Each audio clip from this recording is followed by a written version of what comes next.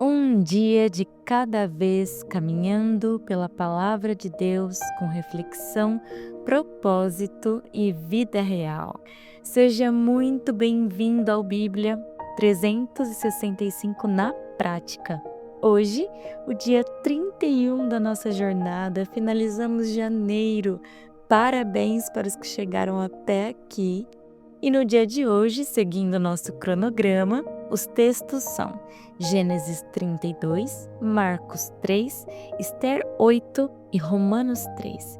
Prepare o seu coração, prepare suas anotações, pegue sua Bíblia, tire um tempo no seu secreto com Deus e que esse áudio possa te ajudar a entender um pouquinho mais daquilo que você lê.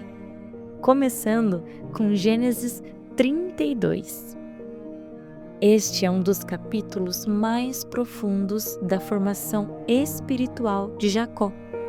Aqui não estamos apenas diante de um reencontro familiar, mas também de um reencontro com Deus e consigo mesmo. O capítulo começa dizendo que anjos de Deus encontraram Jacó no caminho. E ele chama aquele lugar de Maanaim, que significa acampamento dos anjos. E aqui essa aparição confirma a presença e a proteção de Deus. Neste momento, Jacó está entre dois mundos, o passado que ficou para trás e o futuro incerto que o espera. Jacó agora precisa enfrentar Esaú, o irmão que ele enganou.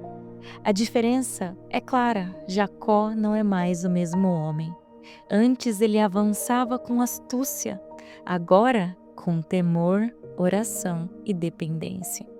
A humildade aqui só revela que está nascendo uma maturidade espiritual. A própria mudança na linguagem revela a mudança no coração de Jacó.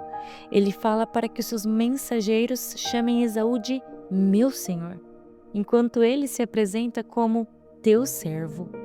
Essa linguagem não foi teatro, foi sinal de arrependimento e reconhecimento. O mesmo homem que antes exigia, agora se submete, e o orgulho dá lugar à reconciliação. Jacó ainda organiza presentes, divide o acampamento, pensa estrategicamente, mas algo mudou. A estratégia vem depois da oração. Ele ora lembrando as promessas de Deus e confessa: sou indigno de todas as misericórdias. Sabe, eu e você, quando estávamos começando a conhecer a Deus, também começamos a fazer isso. Orar e entregar tudo a Ele. Então o ponto alto do capítulo chega. Jacó fica sozinho e ele luta com um homem até o amanhecer. O texto não explica tudo, mas revela o essencial. Não é uma luta comum, é um encontro espiritual. Deus se manifesta de forma misteriosa e pessoal. Jacó vence pela persistência. E quando é tocado na coxa, ele manca, mas não solta. Ele diz: não te deixarei, se não me abençoares. Aqui, Jacó recebe então um novo nome, Israel. Marca uma mudança em sua identidade, de enganador para alguém que luta com Deus e depende dele. O nome Peniel significa vi Deus face a face e minha vida foi preservada. Ele sai mancando, mas sai abençoado. E é incrível todas as vezes que temos um encontro de verdade com Deus. Nada ao nosso redor continua o mesmo. Seguindo para Marcos 3, vemos Jesus novamente entrando na sinagoga e ali está um homem com a mão ressequida. O texto diz que os fariseus novamente observavam Jesus, procurando um motivo para acusá-lo. E Jesus sabia que estava sendo vigiado. Então, de propósito, ele chama o homem para o meio de todos e ele pergunta: é lícito fazer o bem ou o mal no sábado? Salvar uma vida ou matá-la? O silêncio revela dureza de coração e Marcos registra o sentimento de Jesus. O texto diz que Jesus fica indignado e entristecido com a dureza do coração deles, pois o sábado nunca foi para ser um instrumento de opressão, A lei existe para preservar a vida e não paralisá-la. Os escribas, então, acusam Jesus de expulsar demônios pelo poder de Beelzebul. Jesus responde com uma lógica simples e profunda. Um reino dividido cai, uma casa dividida não permanece. Isso serve para tudo na nossa vida, na nossa casa, no nosso trabalho, com sócios. Um reino dividido não prospera. A unidade é a marca do reino de Deus. E ele segue aqui, Jesus trazendo um ponto importantíssimo sobre a blasfêmia contra o Espírito Santo. Não é um pecado isolado. Acontece quando alguém atribui uma ação do Espírito de Deus à obra do mal, mesmo tendo plena evidência. Os escribas viram libertações, viram vidas restauradas e ainda assim disseram: ele está possuído de um espírito imundo. Jesus deixa claro: todo pecado pode ser perdoado, mas rejeitar conscientemente a obra salvadora do Espírito fecha a porta do arrependimento. E não é que Deus não queira perdoar, é que o coração não quer se arrepender. E agora, para finalizar esse capítulo, essa vai para você que faz a vontade de Deus. Olha o lugar que você ocupa. Jesus diz nos versículos 31 a 35 que as pessoas que fazem a vontade de Deus, estas sim são a família dele. E eu espero em nome de Jesus que nós estejamos neste lugar. Continuando com Ester 8, aqui mostra o livramento de Deus e também reverte os efeitos. O inimigo já caiu, mas agora Deus transforma o cenário inteiro. O capítulo começa com uma inversão. Mordecai recebe o lugar que era de Amã. O homem que se assentava à porta do rei agora governa. O desprezado se tornou referência.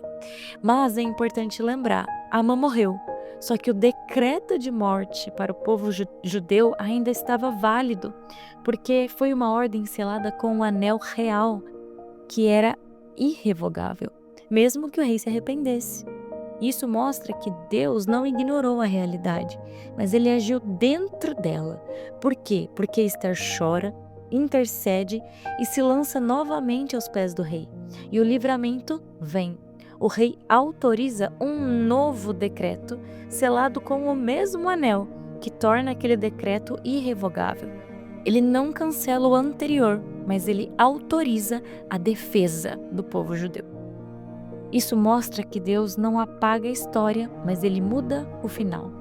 A Bíblia diz que com a carta, muitos dos povos da terra se tornaram judeus, porque o temor dos judeus tinha caído sobre eles.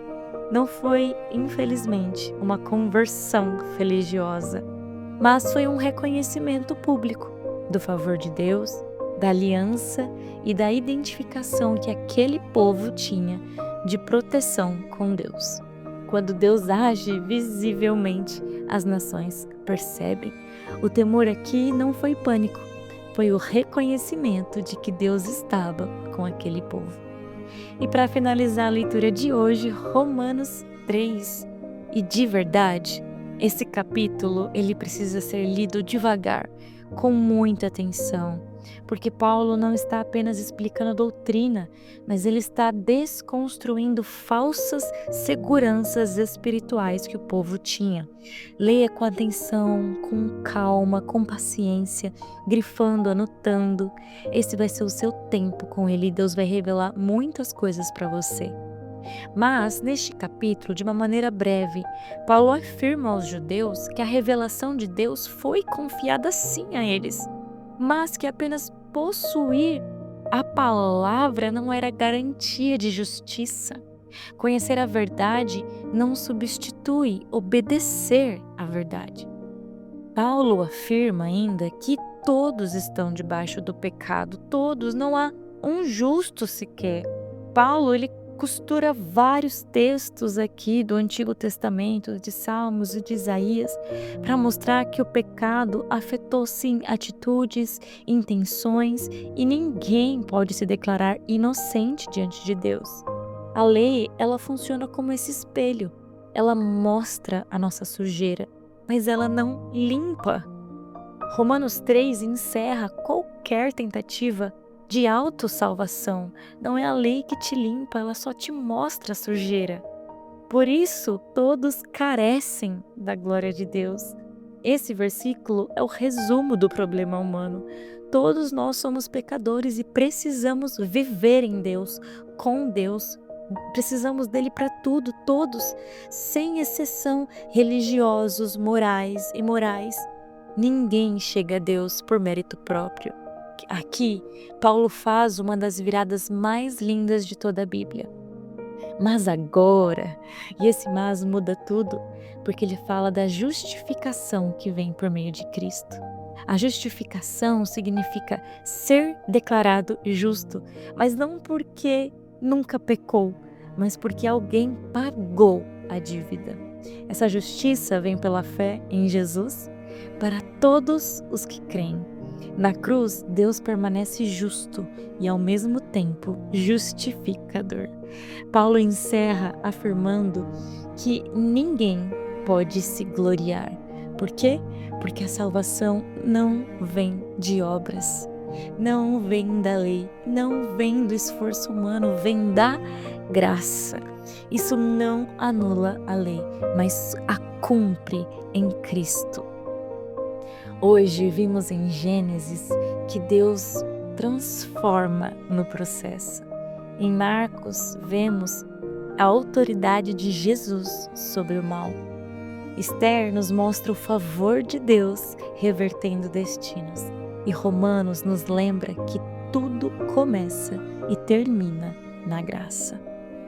Senhor, nos encontre no meio do caminho. Senhor, nos transforme dia após dia.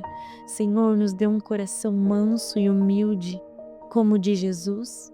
Pai, que a nossa fé seja verdadeira, seja baseada na Tua graça, que ao sermos confrontados pela lei, pela Tua palavra, ao vermos a nossa sujeira, que possamos compreender que é o Senhor Jesus Cristo que nos limpa e nos justifica, e já não somos mais escravos do medo, já não somos mais estas pessoas, nós somos justificados pelo sangue, e por isso, através da graça, nós podemos ser transformados.